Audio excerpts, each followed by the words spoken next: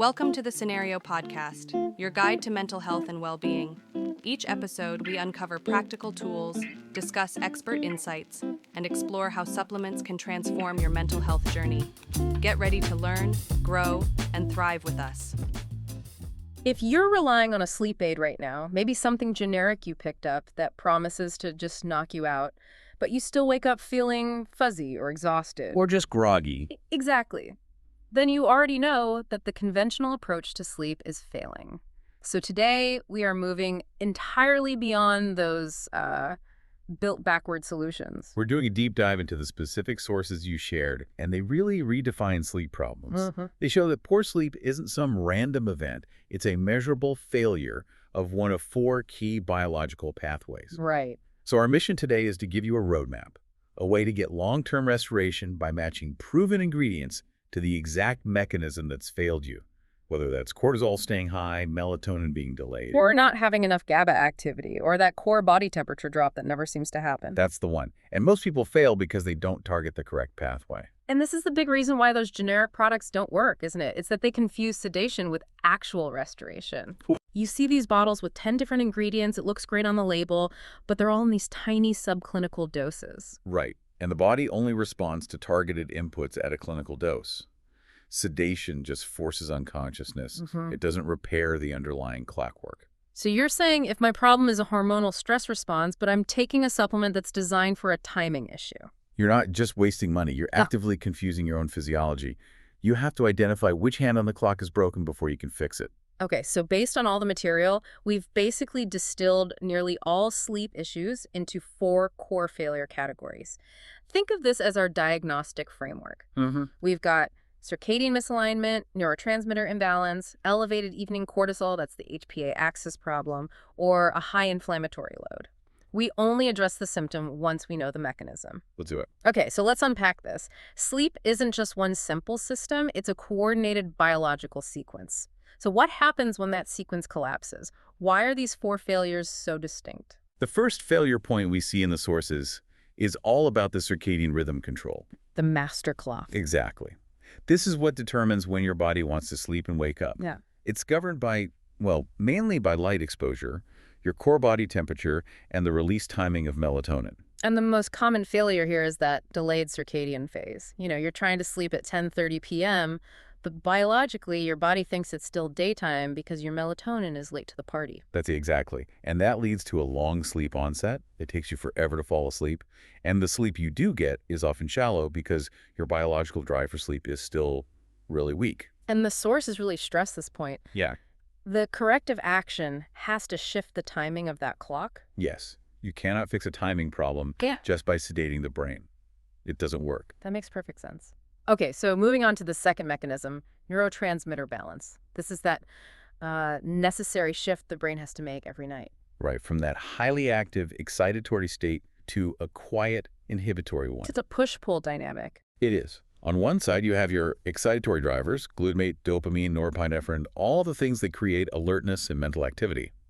But to fall asleep, you need the inhibitory neurotransmitter, GABA, to step in and apply the brakes. Slow down the cortex. Precisely. And the failure here is what everyone describes as racing thoughts. That mental overactivity when you're lying in bed, the brakes just aren't being applied hard enough. Right. So if someone is feeling that wired feeling, what are they misdiagnosing if they just reach for a high-dose melatonin? They're using a timing signal to try and fix a neurotransmitter problem. It's the wrong tool. Completely. If you have high glutamate activity or low GABA sensitivity, you need GABA support to calm that mental chatter. Melatonin in that situation is, well, it's largely useless. Because the problem isn't the clock, it's the overstimulation. Exactly. Now for the third mechanism, and this one is maybe the most powerful, stress and the HPA axis. The hypothalamic pituitary adrenal axis. Your built-in stress thermostat. It links your brain directly to your adrenal glands.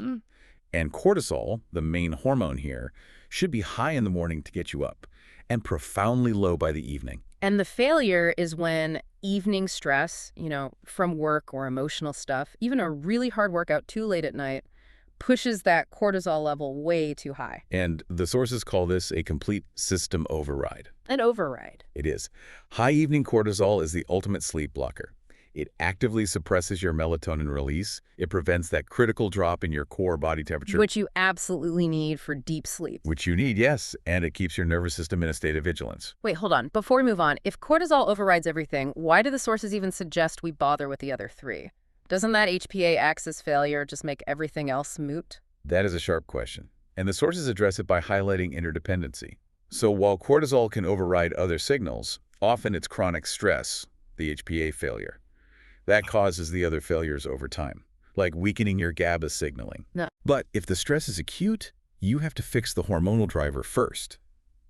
If your problem is only a timing issue, say you were just staring at a screen too late, then your cortisol might be perfectly fine, which proves why you have to diagnose first. Understood. Okay, so finally, the fourth mechanism, inflammation and recovery. This is all about sleep quality and continuity. High inflammatory signaling, which can come from chronic stress, an inflammatory diet, bad gut health, or just too much training without enough recovery. Right. It makes your sleep shallow and fragmented.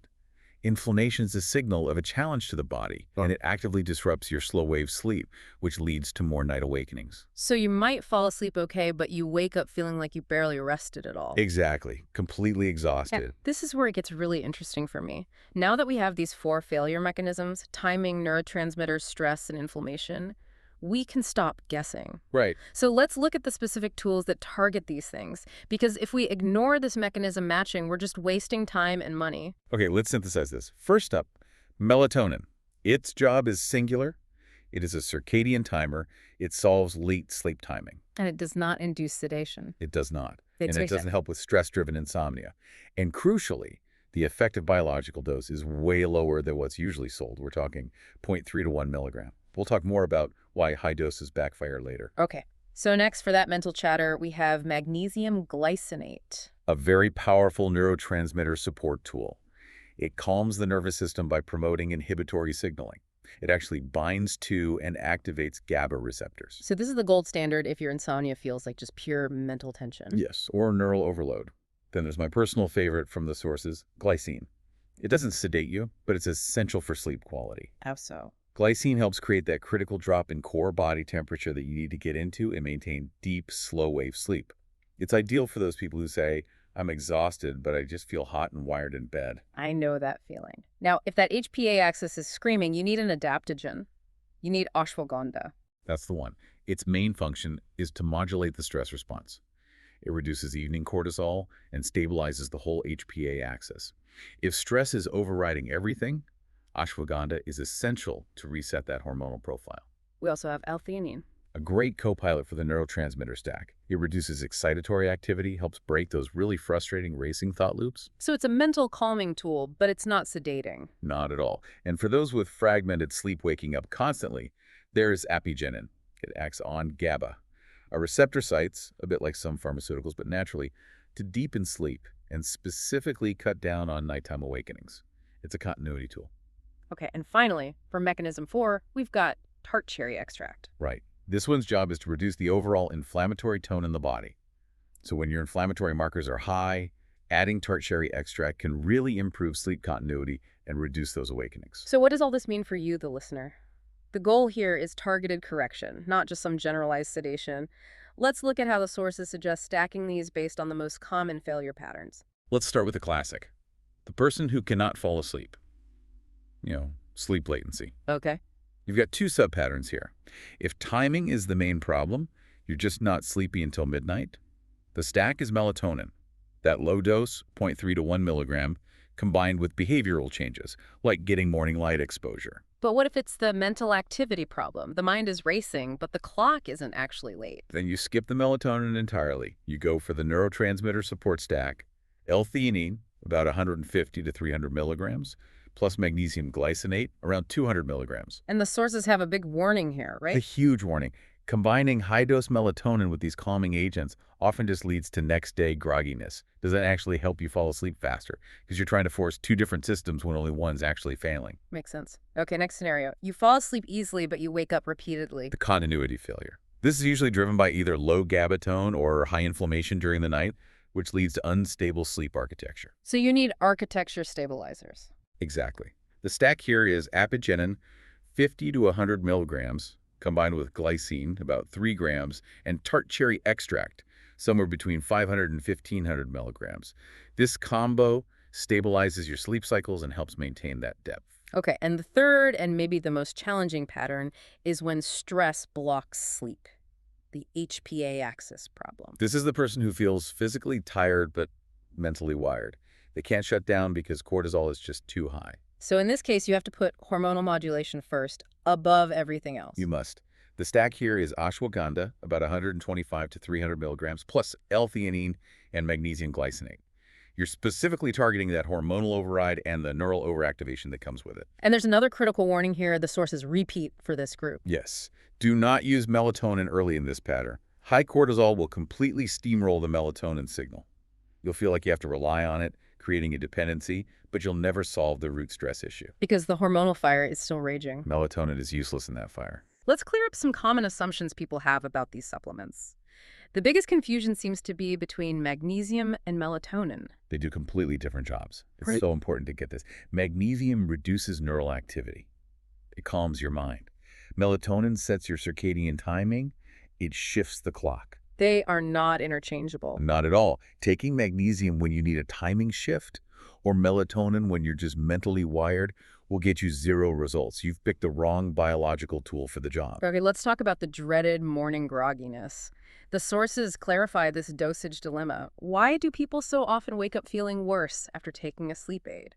Almost always. It's because the melatonin dose was just too high, or it was taken too close to when they need to wake up. What happens when you take, say, 5 or 10 milligrams? You flood the system. That excess melatonin spills over into the next day, and it disrupts your body's natural morning cortisol spike and all your wake-up signals. That's what causes that heavy, lingering grogginess. So the biological signal is meant to be really low. It's a gentle hormonal nudge, not a sledgehammer. That's why that 0.3 to 1 milligram dose is so effective. That perfectly explains why those huge over-the-counter bottles can make you feel worse. Now, what about when supplements stop working? If someone starts a stack and it fails after a month, what did they do wrong? If a mechanism-based supplement stops working, it means you are treating a symptom, not the actual cause. For instance, if you just used a weak sedative to mask racing thoughts, your brain adapts to that sedative effect very quickly. So you need more and more until it fails. Exactly. But true mechanism-based supplements like glycine correcting temperature or magnesium supporting GABA, they don't induce sedation. They correct an underlying process, which is why they tend to stay effective long-term. And this brings us back to the interdependency rule. These systems all interact. So if someone fixes their high cortisol with ashwagandha, should they also expect their racing thoughts to calm down? Oh, absolutely. High cortisol actively weakens GABA signaling in your brain. So if you fix the cortisol imbalance, you remove the chemical burden that was suppressing your brain's natural ability to calm itself down. So fixing the primary mechanism. Often corrects the secondary mechanism without you even needing a separate stack. But we can't wrap this up without hitting the foundation rule. The sources are crystal clear on this.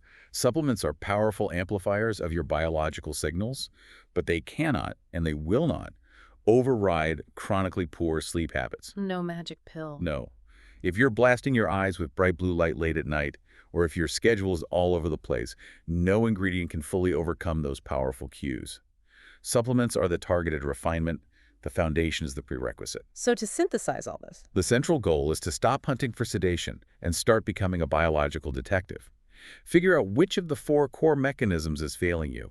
Is it timing, transmitters, stress, or inflammation? and the sources highlight a couple as particularly safe. Yes.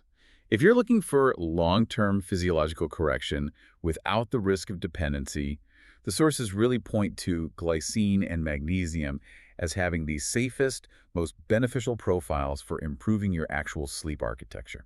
Okay, so here's a final provocative thought to leave you with, based on this whole framework. The sources suggest that many people think they have anxiety or stress-driven insomnia, when the real problem is just poor circadian alignment from late-night screen time. You feel wired when you get into bed, but that might not be your HPA axis failing. It might just be that your brain hasn't gotten the signal to release melatonin yet. That's a really important distinction. So if you feel wired and anxious in bed, how often are you truly sure it's a deep-seated anxiety and not just late melatonin release? Thank you for sharing your sources and letting us dive deep into the specific biology of restorative sleep. My pleasure. Now go explore your own sleep mechanisms and find the combination that actually works for you. Thanks for tuning in to the Scenario Podcast. Don't forget to visit scenario.com for more expert tips, articles, and supplements designed to support your mental health. If you enjoyed this episode, remember to subscribe and share it with a friend. Until next time, take care of yourself.